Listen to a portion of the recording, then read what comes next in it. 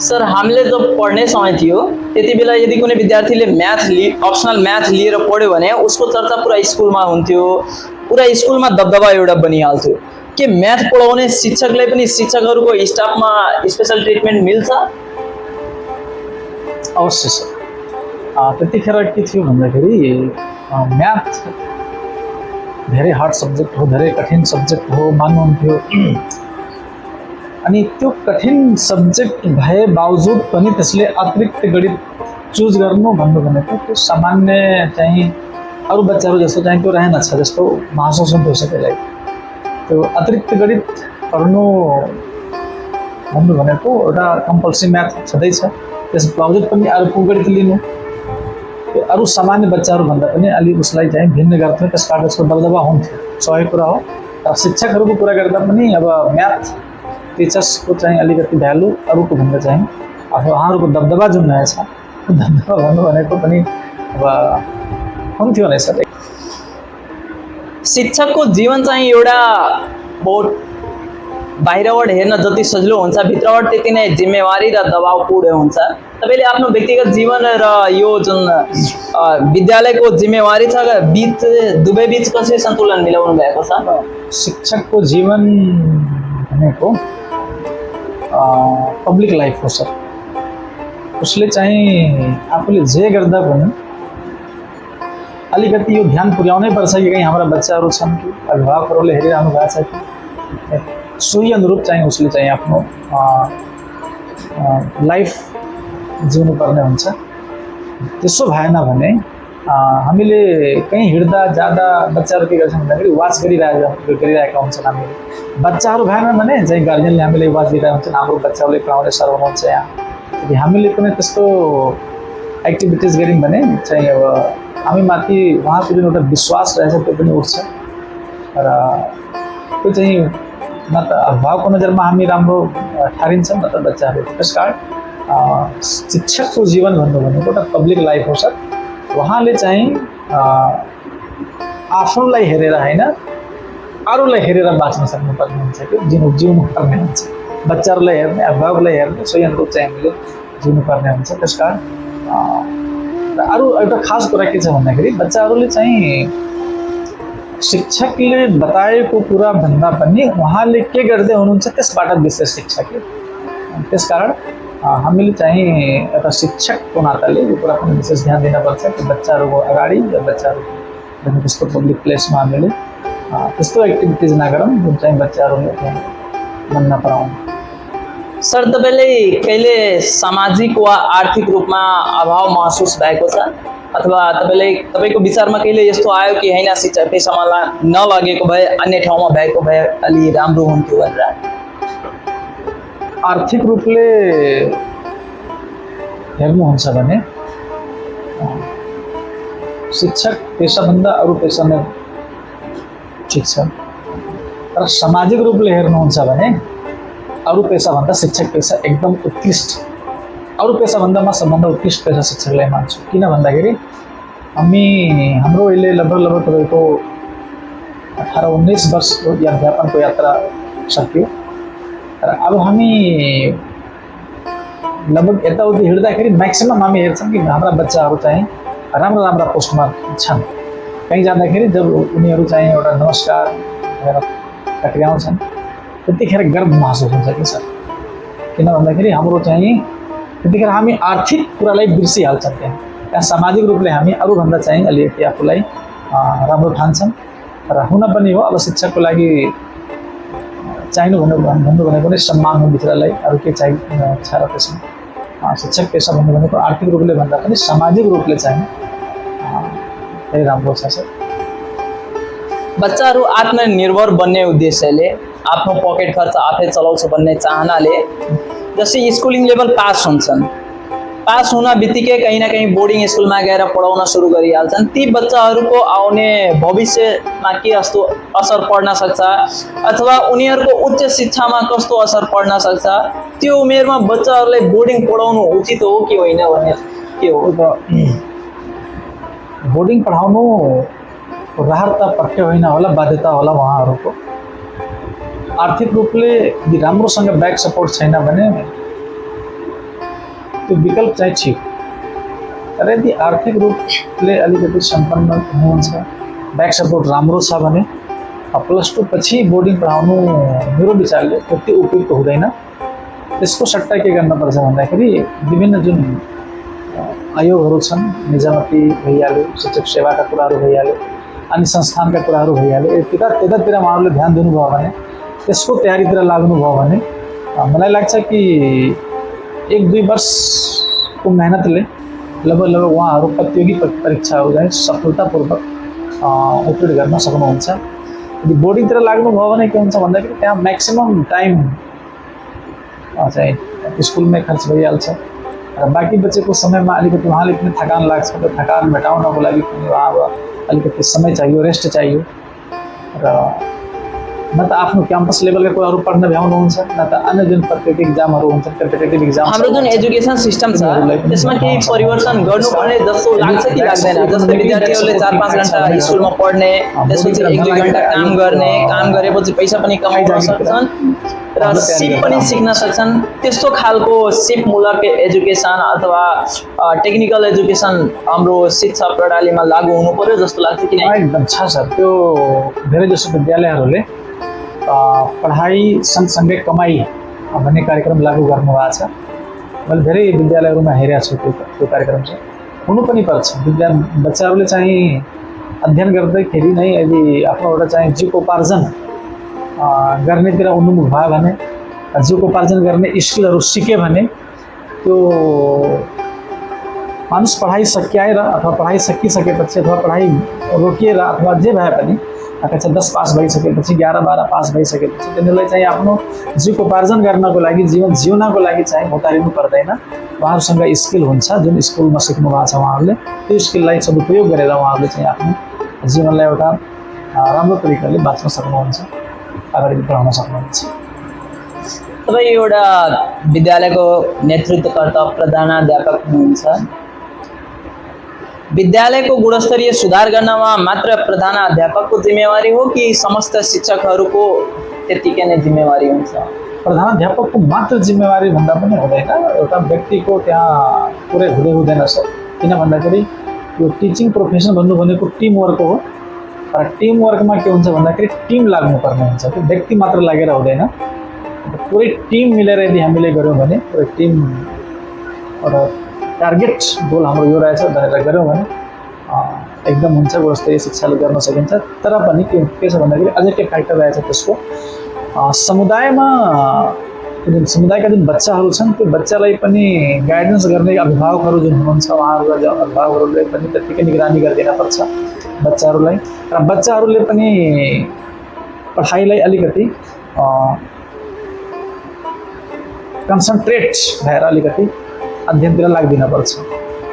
यहाँ 10 to 4 हामीसँग हुँदाखेरि मात्र चाहिँ अलिकति पढाइतिर फोकस गर्ने, त्यसपछि घरमा गएर वास्तै नगर्ने, अन्य विविध कामहरूतिर व्यस्त भइहाल्ने, अनि न त होमवर्क पुरा गर्ने न त पढाइको कुरालाई रिभाइज गर्ने, अनि न त गार्जियन्सहरूले पनि त्यसप्रति चासो लिइदिने। त्यस कारणले अब त्यस्तो भयो भने चाहिँ खालि शिक्षक र प्रणाली गरेर मात्र पनि हुनेवाला छैन।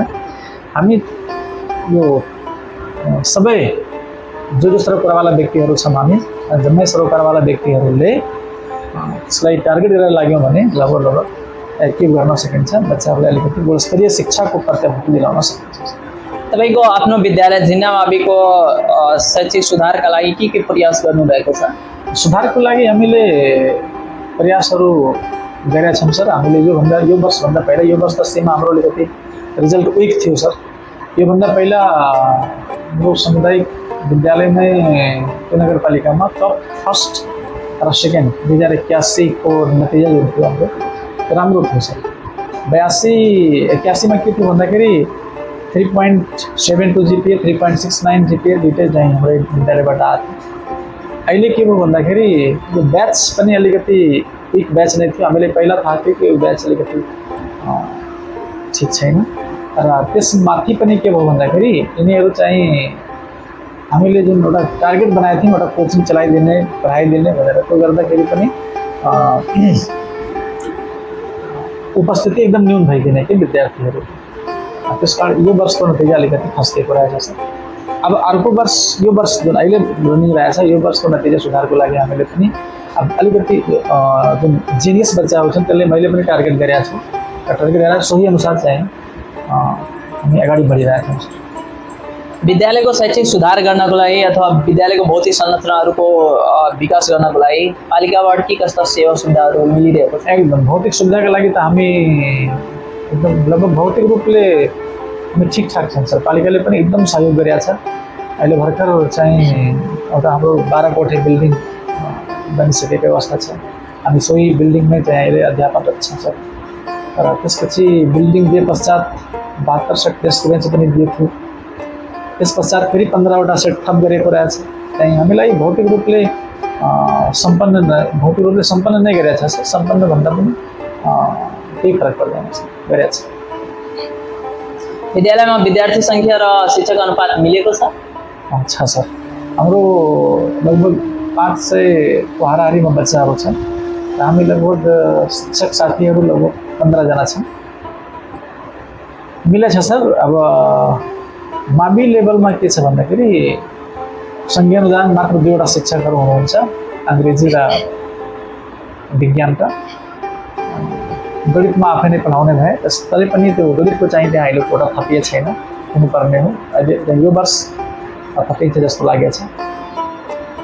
त्यसैले हामी निमाविमा 3वटा दरबन्दी, प्राविमा 5वटा दरबन्दी र एउटा नगर स्वयंसेवक र एउटा प्रावि नगर अनुदानले हामी चाहिँ विद्यालय थाने छौँ सर। प्रेम सरलाई अथवा ब्ल्याक बोर्डको जीवन राम्रो लागिरहेको थियो कि व्हाइट बोर्ड अथवा स्मार्ट बोर्ड? अहिले व्हाइट बोर्डकै ठिक छ सर। अब त हामी स्मार्ट बोर्डतिर पनि बिस्तारै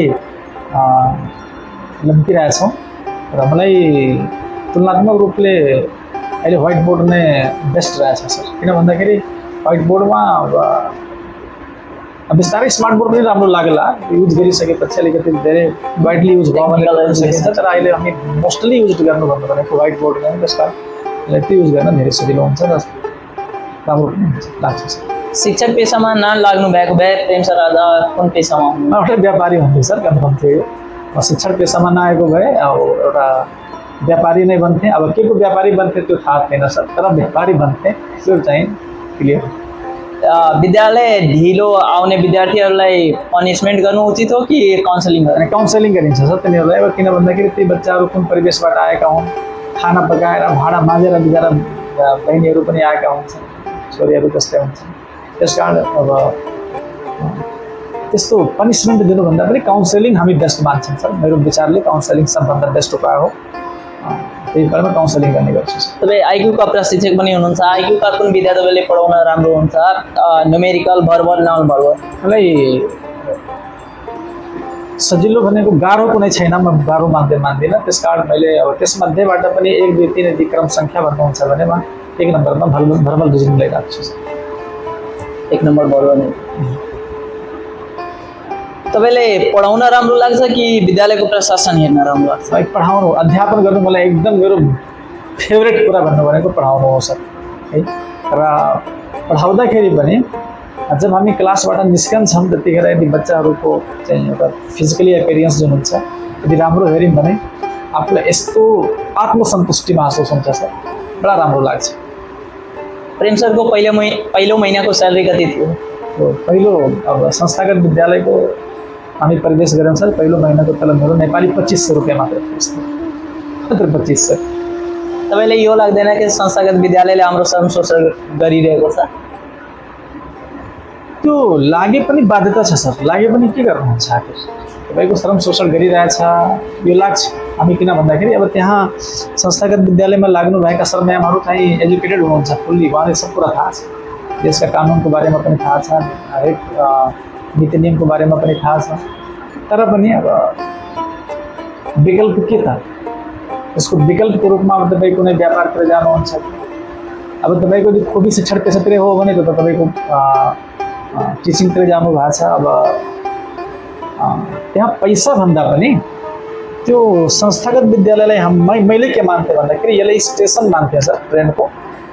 र आफ्नो गन्तव्य आयो भने त्यस ट्रेनमा चढेर गइहाल्ने, जबसम्म आउँदैन त्यसमा ट्रेनमा बसिरहेको स्टेसनमा बस्ने, त्यस्तो मैले बुझेर गरेँ सर। त्यस कारण मलाई शरम शोषण गरेको जस्तो महसुस भएको छ। खास गरेर म्याथ र साइन्सका शिक्षकहरूले कोचिङ पढाउनाले त्यो विषयका शिक्षक बनेको हुन्छन्? होइन होइन होइन, त्यो होइन सर। अब यस्तो छ कि सर, अर्निङको माध्यम हुन पर्यो होइन।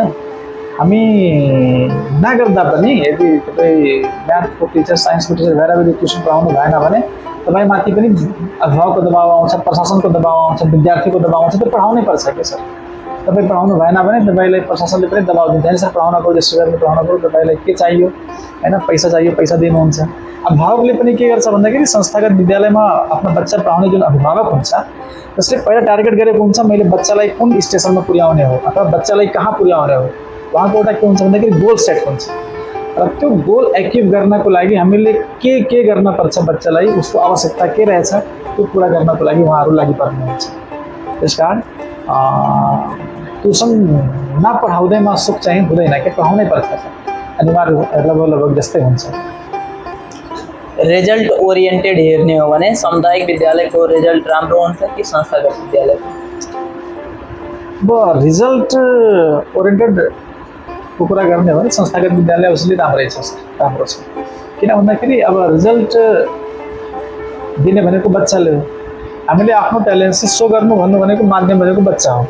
यदि बच्चा फेल भनेको शिक्षक फेल। त्यस कारण अब संस्थागत विद्यालयले के गरेको छ भन्दाखेरि अब लगभग समाजका अलिकति टाठा बच्चाहरूलाई हायर गरेका हुन्छन् तिनीहरू। टाठा बच्चाहरूको पहिलो गन्तव्य नै संस्थागत विद्यालय हुन्छ। त्यस कारण र जुन टाठा बच्चा हुन्छ त्यसका पछाडि जुन गार्जियन हुन्छ त्यो गार्जियन पनि अलिकति चेतनशील हुन्छ, राम्रो हुन्छ। त्यस कारण त्यो के गर्छ भन्दाखेरि यदि राम्रो गार्जियन छ, संस्कारयुक्त गार्जियनको घरको बच्चा रहेछ भने त्यो पढ्नमा पनि अव्वल नै हुन्छ सर। र जुन बच्चाहरूमा अलिकति संस्कार अलिकति डिसिप्लिन जुन रहेछ त्यो अलिकति अनडिसिप्लिन रहेछ भने त्यो पढाइमा पनि राम्रो हुँदैन। कि अब शिक्षा भन्नेको कुरा के हो भन्दाखेरि त्यो व्यवहारमा देखिन पर्यो, कि पढेको मान्छेको व्यवहारमा देखिन पर्यो, त्यो खालि पढेर मात्रै हुँदैन। त्यस कारण संस्थागत विद्यालय नतिजाको मामलामा तपाईँलाई सामुदायिक विद्यालयमा पढाउँदा धेरै चुनौतीपूर्ण लाग्यो कि संस्थागत विद्यालयमा? एकदम सामुदायिक विद्यालय पढाउन धेरै गाह्रो छ। किन गाह्रो छ भन्दाखेरि तपाईँ कक्षा कोठामा जानुहुन्छ, पढाउनुहुन्छ भने त्यहाँ अन्तर्क्रिया गर्ने बच्चा नै हुँदैनन् कि प्रायः। म त मोस्टली मैले एभरेजमा भन्छु प्रायः अन्तर्क्रिया गर्दैनन्। सोद्धा पनि 4 पटक 6 पटक सोध्नुहुन्छ भने बल्ल कहीँ बोलिदिन्छन्, ए सर बुझेँ सर बुझेँ। बोल्न पनि कति डराएका होलान् तिनीहरू। त्यसकारण र बोर्डिङमा के हुन्छ भन्दाखेरि यी बच्चाहरू अलिकति टाटा हुन्छन्, मेटेरियल्सहरू पनि राम्रो हुन्छ यिनीहरूसँग, खोजखाज गरेर पढ्ने खालका पनि हुन्छन्, गार्जियन्सहरू पनि अलिकति अवेरनेस हुन्छन्। यिनले पढाउँदाखेरि भन्दाखेरि अन्तर्क्रियात्मक कुराहरू हुन्छ। तपाईँ जुन टपिक्स पढाउनुहुन्छ त्यो टपिकसँग सम्बन्धित प्रश्नहरू उनीहरूसँग हुन्छन्, आएर सोध्न पनि सोधिदिन्छन्। त्यस कारण यदि कक्षा कोठामा अन्तर्क्रिया भएन भने अलिकति पढाउन बोरिङ जस्तै लाग्छ। त्यस कारण सामुदायिक विद्यालयमा पढाइसकेपछि पनि अलिकति नतिजा नआउनु अलिकति झन् बोर लाग्छ।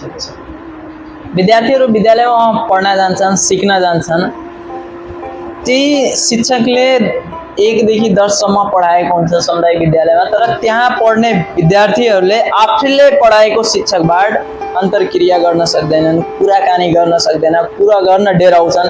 यस्तो माहौल बनाउनुमा अथवा त्यस्तो कन्डिसनमा आउनुको मुख्य जिम्मेवार को हुन्छ? के कारणले गर्दा ती विद्यार्थीहरूले आफ्नै पढाएको गुरुबाट प्रश्न गर्न सक्दैनन्?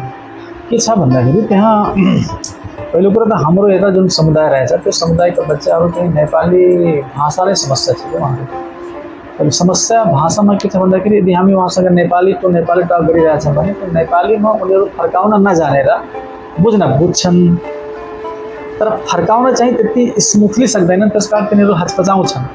सोध्न डराउनु भन्दा पनि लाज बस सोध्दैनन् कि तिनीहरू आए मैले अलि सोधेँ भने मलाई अलिकति यिनीहरू कुन रूपले हेर्लान्, त्यो खास कुरा हो। तर हामीबाट डराएर तिनीहरू प्रश्न सोधेका होइनन् भन्ने भन्न खोजेको होइन मैले। उनीहरू चाहिँ अब भाषाको माध्यममा अवधिमा सोध्न थाल्यो भने अवधिमा हामीले पढाउन गर्ने हो भने अलिकति सोध्न पनि सोध्छन् तिनीहरू। अस्ति उच्च अदालतको निर्णय आइसकेछ। लुम्बिनी प्रदेशमा हामीले सरकारी कामकाजको लागि अवधी भाषाले प्रयोग गर्न सकिने। अब विद्यालयमा पनि अवधी भाषा प्रयोग गर्न उचित हुन्छ कि नै? अब अदालतको आदेश नकार्न सकिँदैन सर, मान्नै पर्छ, सबैले मान्न पर्छ। अवधी भाषा प्रयोग गर्न विद्यार्थीहरूलाई त अझ सजिलो एकदम एकदम एकदम बुझाउन सकिन्छ, बुझाउन पनि कोसिस गर्छ मान्छे अवधी भाषामा।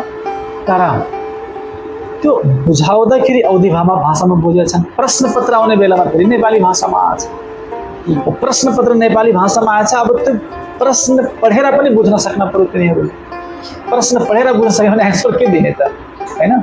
एउटा त्यो चुनौतीको कुरा रहेछ। अर्को जुन आयोग हाम्रो देशको रहेछ, अब त्यो आयोगले पनि चाहिँ नेपाली भाषामै तपाईँसँग प्रश्न गर्छ। अब नेपाली भाषामा प्रश्न गरिसकेपछि तपाईँ यहाँ अवधि पढेर जानुभएको छ, तपाईँले त्यहाँ उसले नेपालीमा प्रश्न गरिदियो भने तपाईँ त्यसको जवाब फर्काउनुहुन्छ। त्यसकारण बुझाउन त बुझाउँछ मान्दिनँ, तर नेपाली जान्नु पनि त्यत्तिकै आवश्यक छ कि तिनीहरू। समय व्यस्तताको बावजुद हामीले समय दिनुभयो, त्यसको लागि विशेष विशेष धन्यवाद छ सरलाई। मलाई आफ्ना अनुभवका कुराहरू चाहिँ राख्न दिने एउटा प्लेटफर्म दिनु